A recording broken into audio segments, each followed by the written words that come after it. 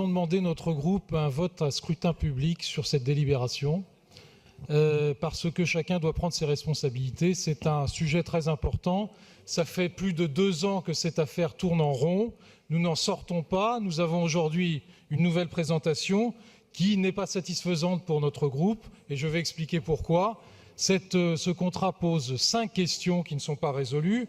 La première question, c'est la question des redevances antérieures. Je rappelle le montant des redevances passées. Marché de mars 2017, 30 millions d'euros. Marché de novembre 2017, 24 millions d'euros. Marché d'avril 2019, 34 millions d'euros. En 2 ans, on a gagné, comme par magie, 10 millions d'euros. Quelle est l'explication qui permet de passer de 24 millions d'euros à 34 millions d'euros en 2 ans? Ça n'est sûrement pas le marché de la publicité actuel. Deuxième question. J'ai l'honneur d'entendre M. Grégoire nous parler de concurrence, c'est formidable. Deuxième question, la question de l'affichage lumineux et des implications juridiques potentielles qu'elle pose.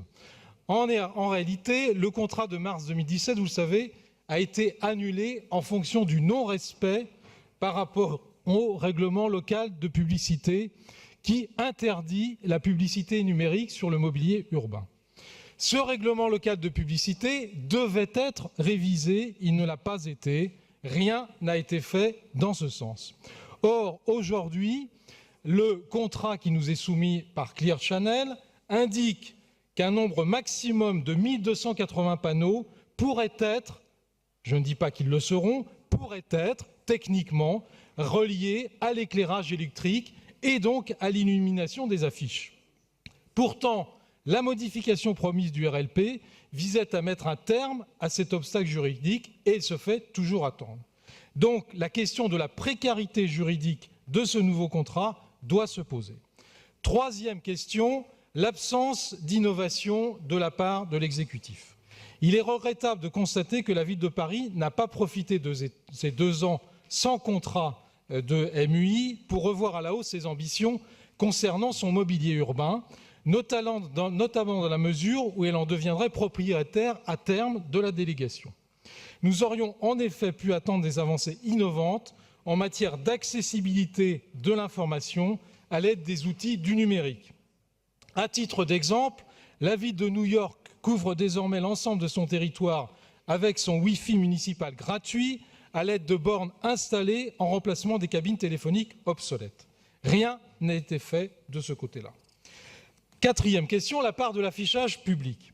Dans le contrat de mars 2017, les publicités étaient supposées représenter sur son mobilier urbain 46% de l'affichage publicitaire, 54% étant destinés aux informations municipales.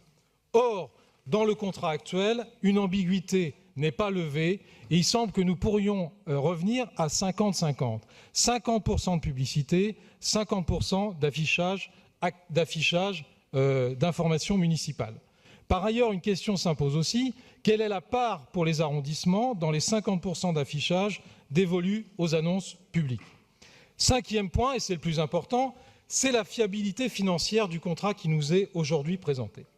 Près de 50 millions d'euros de chiffre d'affaires pour arriver à une redevance de 34 millions d'euros. Rien, mes chers collègues, rien ne nous garantit aujourd'hui ce chiffre d'affaires, d'autant que depuis 2 ans, par votre unique responsabilité, les annonceurs ont trouvé d'autres supports. Comment les faire revenir?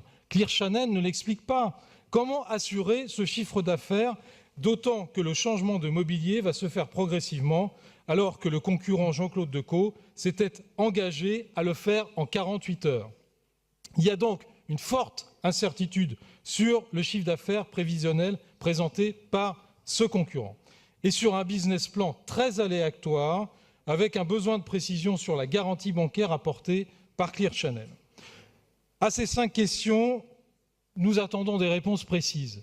Mais d'ores et déjà, je vous indique que notre groupe votera contre ce projet de délibération. Je vous remercie.